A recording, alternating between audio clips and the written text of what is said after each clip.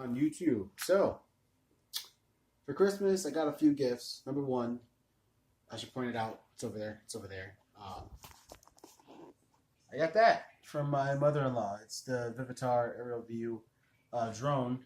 It's the cheaper version, but you know, I don't know if I'm ever going to use it for better shots in my videos. Probably not. Who knows? Maybe I will. Maybe I won't. I have to get used to flying it first, so deal with that later. Also, the second gift that I got from my mother-in-law was a swim bait. Yeah, look at that. I am stoked also to use this thing. I bought myself a KVD square bill, and my mother-in-law got me this for Christmas. So it's just been sitting here on my shelf. I'm just like, I need to go out and get it and use it. So once spring hits, I'll probably go out and use it. I like using swim baits. Swim baits are actually really good to use because it mimics the bait that the bass are actually chasing after. These are good to throw on windy days. So let's hope there's a few windy days. I mean, they're good to throw on any day, really. But windy days really help casting into the wind, finding those cuts and spots like that in the water. This is shaped like a bluegill and colored and painted like a bluegill. So that's what like bass's their main meal would be. Not just because when they're protecting their fry, bluegill go after the fry. That's what they're trying to eat. Bluegill and crappie, they're trying to eat the fry. So as this bad boy's swimming by, the bass will think that's what it is, and like, boom. So usually that happens in the spring. In the spring bite, you know, after the females lay their eggs and whatnot, and the eggs have hatched, the females will go off for months at a time, and they just eat and eat and eat and eat and eat. And then the male bass, what they do is they protect the eggs until they hatch. Once the eggs hatch, the bass also protect their fries. And that could be hundreds of baby bass just swimming around.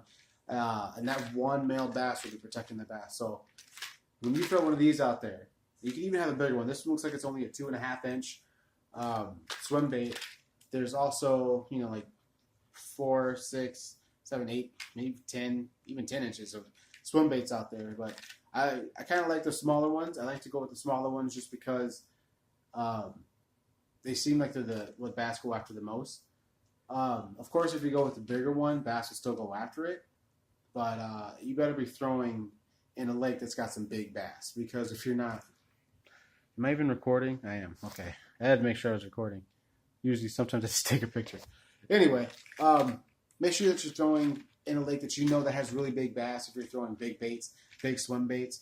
Up here in Minnesota, it gets really cold, so we don't have really big bass up here. I mean, some of them get pretty big, but it's very rare you run into them unless you're on a good lake like Rogers Lake. My buddy Jerry Towle introduced me to that lake, and I freaking love that lake.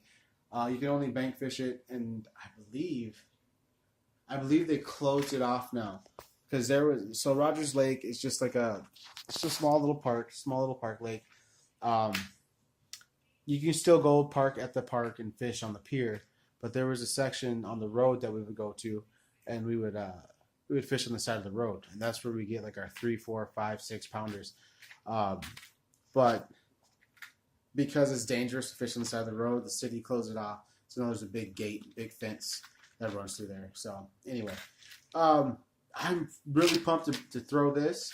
I would advise you to go out and buy yourself a swim bait. It doesn't have to be the same exact kind or same size, but if you want to throw a swim bait like this, you can go to Cabela's, Bass Pro Shop, any one of those, and you'll find them. You can even go online and probably buy some from just online stores and whatnot. But swim baits are really nice. They also have glide baits. Gliding baits are a lot different than this. They're usually just a